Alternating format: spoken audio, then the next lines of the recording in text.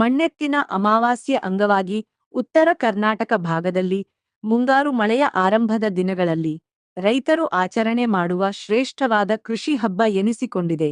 ರೈತನ ಜೀವನಾಡಿ, ರೈತನ ಉಸಿರಾದ ಎತ್ತುಗಳಿಗೆ ಅಲಂಕರಿಸಿ ಭಕ್ತಿಯಿಂದ ಪೂಜಿಸಿ ನೈವೇದ್ಯ ಅರ್ಪಿಸಿ ಶಿರಬಾಗಿ ಬೇಡಿಕೊಳ್ಳುತ್ತಾರೆ.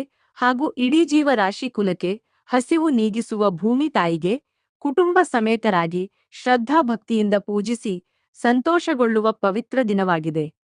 ಕೃಷಿಕರು ಹೊಲದಿಂದ ತಂದಿರುವ ಜಿಗಟು ಮಣ್ಣಿಂದ ಅಥವಾ ಕುಂಬಾರರು ತಯಾರಿಸಿದ ಜೊಡೆತ್ತುಗಳ ಮೂರ್ತಿಗಳನ್ನು ಮನೆಗೆ ತಂದು ಪೂಜಿಸಲ್ಪಡುವ ಉತ್ತರ ಕರ್ನಾಟಕದ ಬಹಳ ಅರ್ಥಪೂರ್ಣವಾದ ಮಣ್ಣೆತ್ತಿನ ಅಮಾವಾಸ್ಯೆಯ ಕೃಷಿ ಹಬ್ಬ ಎನಿಸಿಕೊಂಡಿದೆ. ಅದೇ ರೀತಿ ಹುಬ್ಬಳ್ಳಿ ಬೆಂಗೀರಿ ನಗರದಲ್ಲಿ ಇರುವ ಕಲ್ಲಪ್ಪ ಹೊಸಮನಿ ಎಂಬ ರೈತನ ಮನೆಯಲ್ಲಿ ಎತ್ತುಗಳನ್ನು ಸಿಂಗರಿಸಿ ವಿಧವಿಧವಾದ ಅಡುಗೆ ತಯಾರಿಸಿ ಕುಟುಂಬ ಸಮೇತರಾಗಿ ಭಾಗವಹಿಸಿ ಮಣ್ಣೆತ್ತಿನ ಅಮಾವಾಸ್ಯೆ ಹಬ್ಬವನ್ನು ಆಚರಣೆ ಮಾಡಿದರು. ಈ ಸಂದರ್ಭದಲ್ಲಿ ಸಂತೋಷ್ ಸಂಭ್ರಮ ಸಡಗರ ಮನೆಯಲ್ಲಿ ತುಂಬಿ ತುಳುಕಿತ್ತು. ಮಣ್ಣೆತ್ತಿನ ಅಮಾವಾಸ್ಯೆ ಅಂಗವಾಗಿ ಉತ್ತರ ಕರ್ನಾಟಕ ಭಾಗದಲ್ಲಿ ಮುಂಗಾರು ಮಳೆಯ ಆರಂಭದ ದಿನಗಳಲ್ಲಿ ರೈತರು ಆಚರಣೆ ಮಾಡುವ ಶ್ರೇಷ್ಠವಾದ ಕೃಷಿ ಹಬ್ಬ ಎನಿಸಿಕೊಂಡಿದೆ.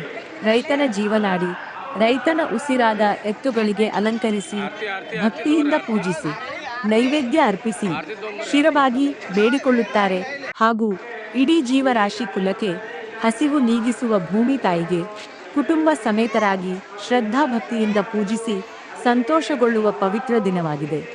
ಕೃಷಿಕರು ಹೊಲದಿಂದ ತಂದಿರುವ ಜಿಗಟು ಮಣ್ಣಿನಿಂದ ಅಥವಾ ಕುಂಬಾರರು ತಯಾರಿಸಿದ ಜೊಡೆತ್ತುಗಳ ಮೂರ್ತಿಗಳನ್ನು ಮನೆಗೆ ತಂದು ಪೂಜಿಸಲ್ಪಡುವ ಉತ್ತರ ಕರ್ನಾಟಕದ ಬಹಳ ಅರ್ಥಪೂರ್ಣವಾದ ಮಣ್ಣೆತ್ತಿನ ಅಮಾವಾಸ್ಯೆಯ ಕೃಷಿ ಹಬ್ಬ ಎನಿಸಿಕೊಂಡಿದೆ.